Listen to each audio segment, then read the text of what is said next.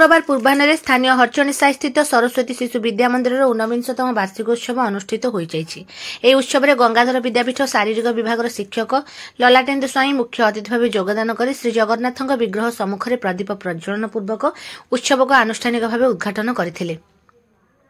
ଏହି ଅବସରରେ ବିଦ୍ୟାଳୟର ଶିଶୁ ଭାଇ ଭଉଣୀଙ୍କ ଦ୍ୱାରା ଶ୍ରୀ ହନୁମାନଜୀଙ୍କ ମନ୍ଦିରରୁ ଅଗ୍ନି ସଂଯୋଗ କରାଯାଇ ମଶାଲ ଗ୍ରହଣ କରାଯାଇଥିଲା। ମୁଖ୍ୟ ଅତିଥିଙ୍କ ଦ୍ୱାରା କ୍ରୀଡ଼ା ପତାକା ଉତ୍ତୋଳନ କରାଯାଇଥିଲା। ବିଦ୍ୟାଳୟର ପ୍ରଧାନ ଆଚାର୍ଯ୍ୟ ରବୀନ୍ଦ୍ର କୁମାର ନନ୍ଦ ଅତିଥି ପରିଚୟ ପ୍ରଦାନ କରିଥିବା ବେଳେ ବିଦ୍ୟାଳୟର ସଭାପତି ଅରୁଣ କୁମାର ମିଶ୍ରଙ୍କ ଦ୍ୱାରା ମୁଖ୍ୟ ଅତିଥିଙ୍କୁ ସମ୍ବର୍ଦ୍ଧିତ କରାଯାଇଥିଲା। ଶିକ୍ଷା ବିକାଶ ସମିତିଙ୍କ ପୁରୀ ଜିଲ୍ଲା ସହ ପ୍ରମୁଖ ଦୀନବନ୍ଧୁ ତ୍ରିପାଠୀ ମହୋଦୟ ଉପସ୍ଥିତ ଥିଲେ।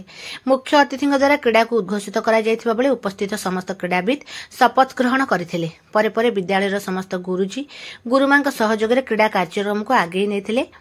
किशोर विभाग बाल विभाग और शिशु विभाग आदि विद्यालय समस्त शिशु अंशग्रहण करथिबा किशोर और बाल विभाग दौड़ में 100 मीटर 200 मीटर 40,400 एवं 150 दशमिक 3000 गोला फिंगा थालिया फिंगा बर्चा फिंगा उच्च डिया लंब डिया त्रिकुद डिया बाधा दौड़ इत्यादि अनुष्ठित होइतिबा बेले शिशु विभाग में संतुलन दौड़ गणित दौड़ वस्तु संग्रह बल संग्रह अखा दौड़ बेंग डिया और बाटी चामच आदि खेल अनुष्ठित करा जायतिला। कुनी कुनी प्रतिभांगिक प्रतिभा को उत्साहित करने निमंते कृति छात्र छात्री मानक पुरस्कृत करा जायतिला।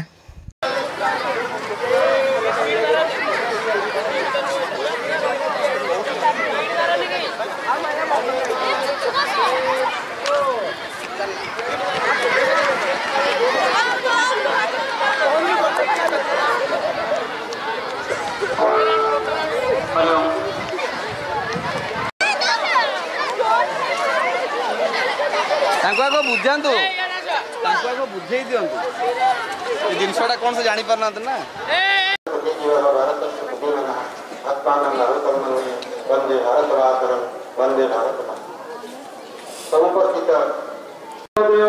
समस्त गुरुजी गुरुमा महोदय समस्त अभिभावक महोदय एवं मोर कोनी कोनी छात्र छात्री बंधु